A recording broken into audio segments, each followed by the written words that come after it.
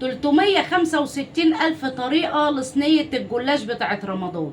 بس اوعدك بعد الطريقة دي، الطريقة اللي هتلم عليك حبايبك وهتلم عليك المجتمع والناس كله، وحماتك وامك ما هيقولوا انت ملكة العزومات.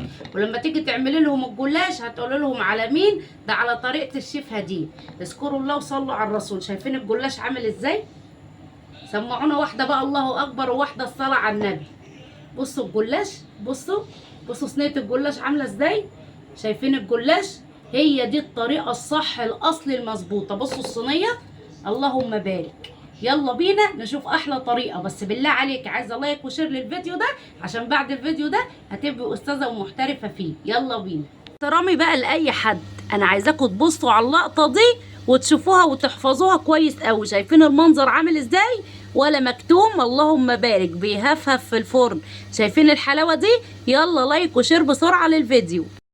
يلا بينا نسمي الله ونصلي على رسول الله. اول حاجه عندي الصينيه بالقطر والمقاس اللي انتوا شايفينه ده.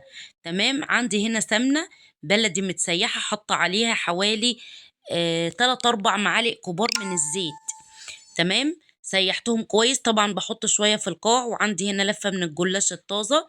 اللفه بتبقى يا جماعه عباره عن نص كيلو. تمام.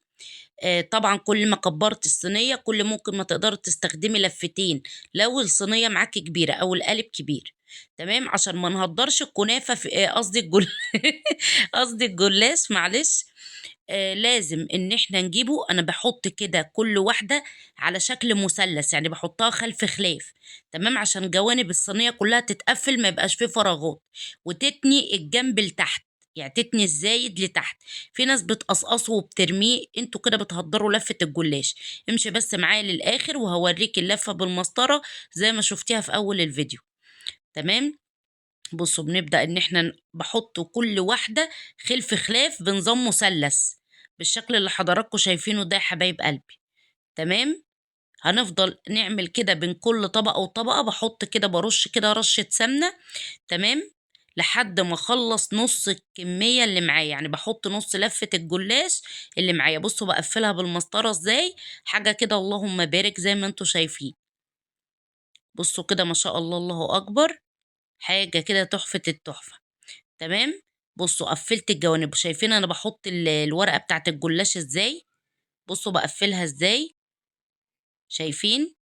اعتمدي على النظره دايما في الفيديو. تمام كده. خلاص حطينا النص. هجيب اللحمه المعصجه اللي انا كنت عاملاها معاكم من قبل رمضان، وهبدا ان انا نازله بيها بالشكل اللي حضراتكم شايفينه ده. يعني عايزه اقول لكم اللحمه المعصجه دي سهلت عليا وقت. لسه هقشر بصل واخرط واقطع واعصج، لا بجد خلصت وقت جامد عليا قوي. وانا شغاله كده في الصينيه يا جماعه، ببقى مولعه الفرن على اعلى درجه حراره. تمام. ويا سلام بقى لو عندك مروحه، يا سلام، نبقى احنا خلصنا الكلام.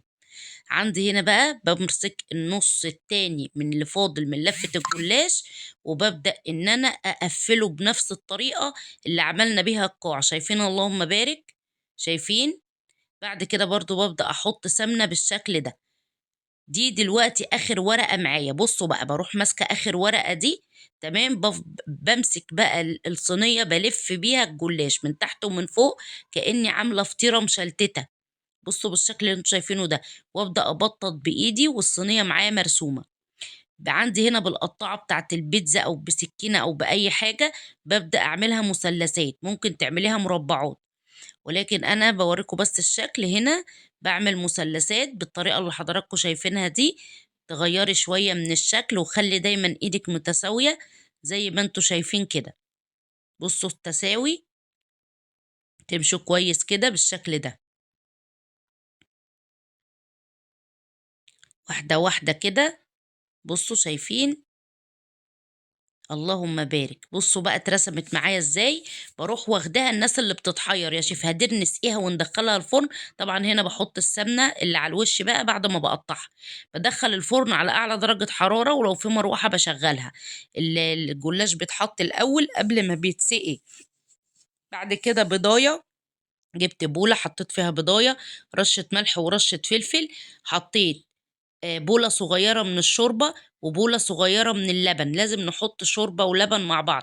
حد هيقول لي ليه يا شيف هدير؟ هقول لكم بس اسمعوا كلامي للآخر. اول ما الصينيه اخدت معايا حوالي تشميعة كده، حوالي 3 دقايق، بروح مطلعاها من الفرن وببدأ ان انا اسقي واهز كده واوزع التشريبة كلها في الصينية. ركزوا في الخطوات لان دي اهم حاجة. برجعها الفرن تاني. وهنا بقى بصوا لي على هالجمال. بصوا عليها هشة ونفشة وناجحة، اللهم بارك. هنا طلعت بعد ما بردت بالشكل اللي حضراتكم شايفينه ده. بصوا بصوا صينية الجلاش، ولا أي طريقة فكسانة تشوفيها تاني على السوشيال ميديا. اللي عملوا للجلاش اختراعات كتير. بحبكم في الله يا أحلى متابعين في الدنيا. لايك وشير لو عجبك الفيديو. كنتم مع